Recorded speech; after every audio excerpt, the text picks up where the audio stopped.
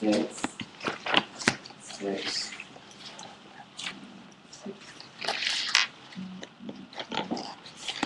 Epidural injection, so change those in inclusion.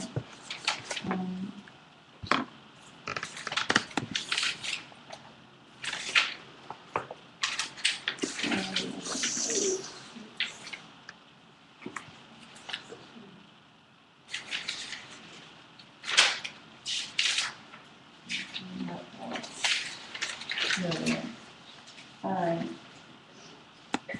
64633 on page 243.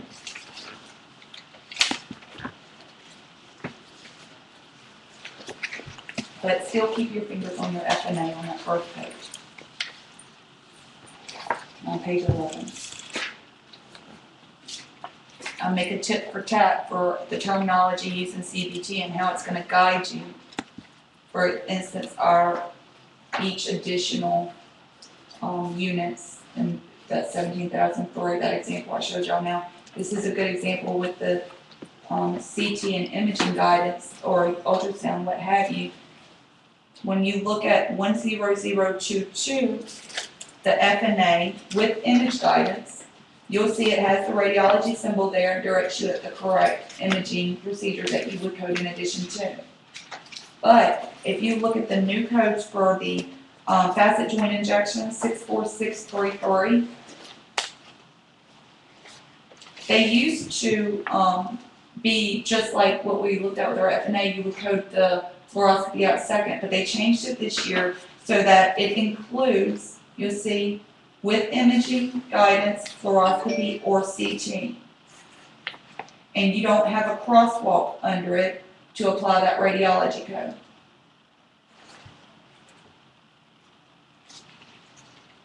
All the RVU is compensated in the 64633.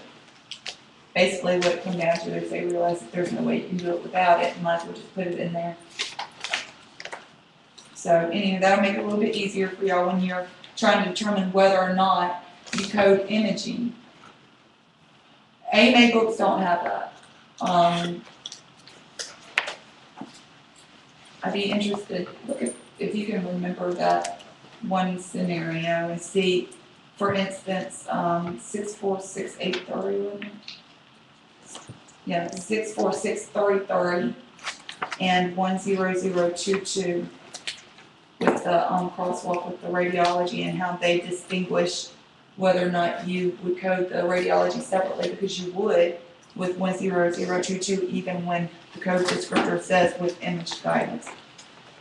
Let me see what this does. I want to make sure I haven't. It's good to rethink it all.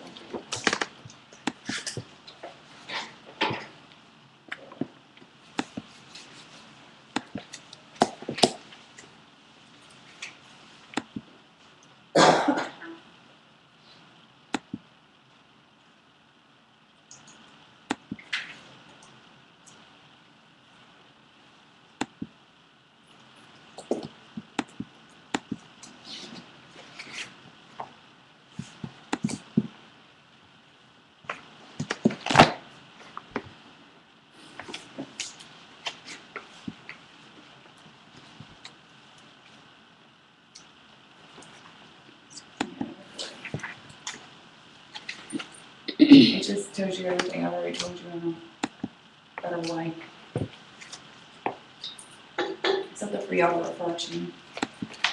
Alright, so we're at injections, joint injections. 206.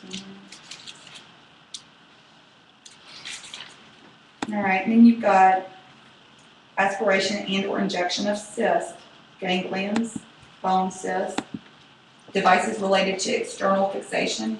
Everything here is pretty straightforward. There's no really coding rule like your repairs and your excisions. Nothing that's going to throw you off balance. Just remember that when you're dealing with your bones, that it really it's going to all depend on the actual whether it's distal or open, arthroscopic, or an open or closed fracture.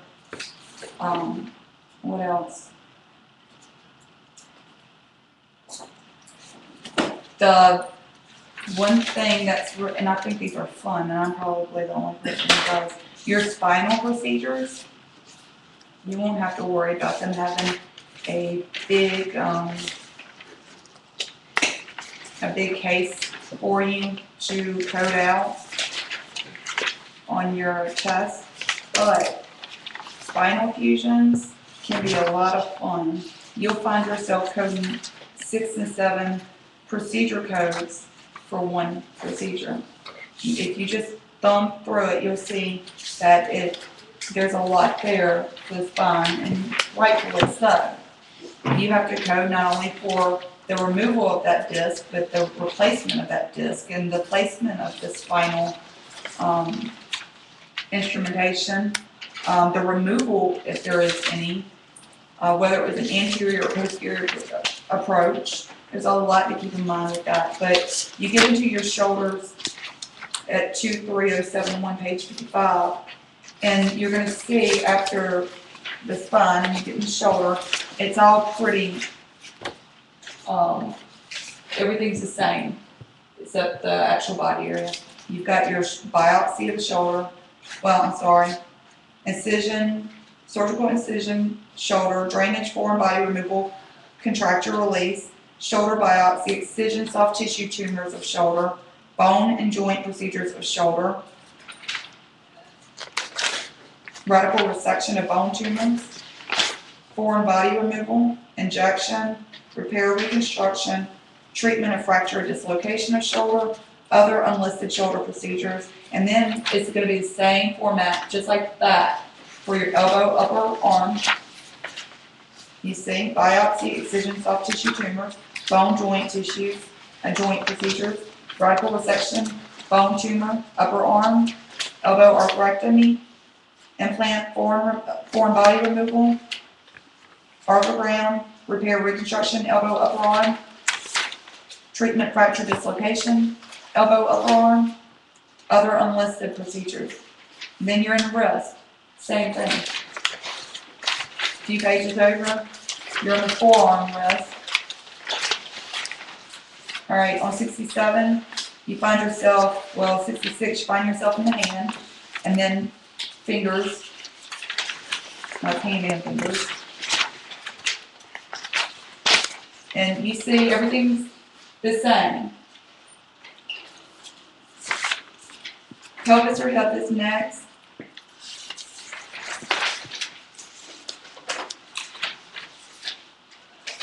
And then on page 76, you're on your thigh, knee, femur, knee, thigh, knee, thigh, femur or knee. Fracture, dislocation, femur, knee on 79. And then on 81, you find yourself in the lower leg and ankle. And then foot and toe start from 85.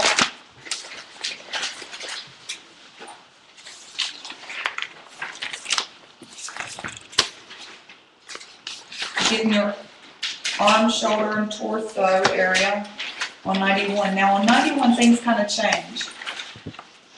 That's where you get your castings. You see you've got castings of legs, castings, splinting and strapping, upper extremities, splinting and strapping, ankle, foot, leg, toes, and casting services other than the application. There's a few rules on your castings. You can find that on slide 106.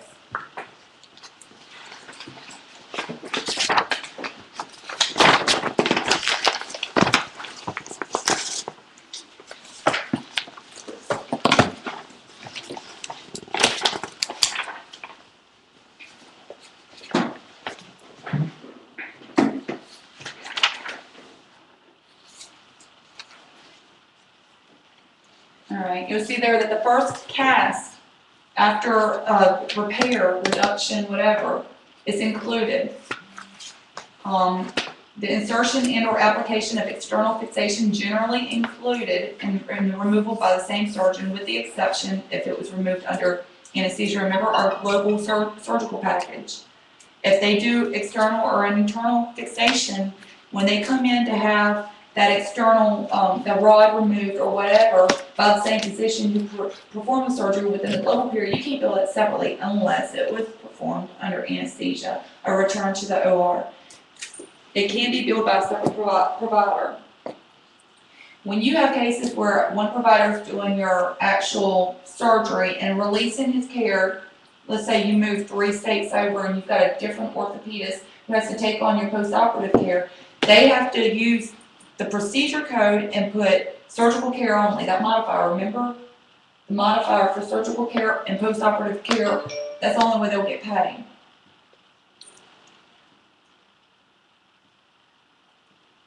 All of your terms are on these slides as well.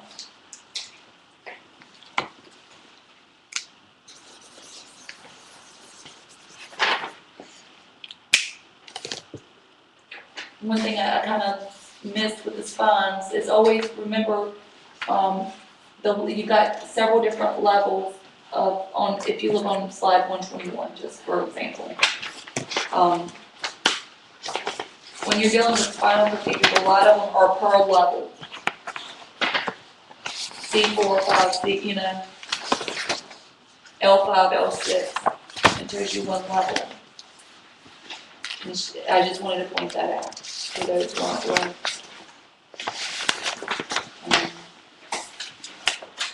Keep in mind this one.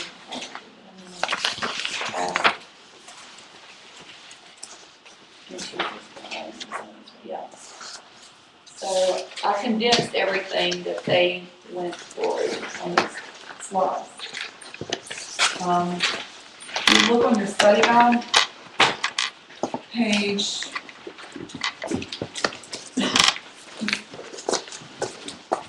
into the casting.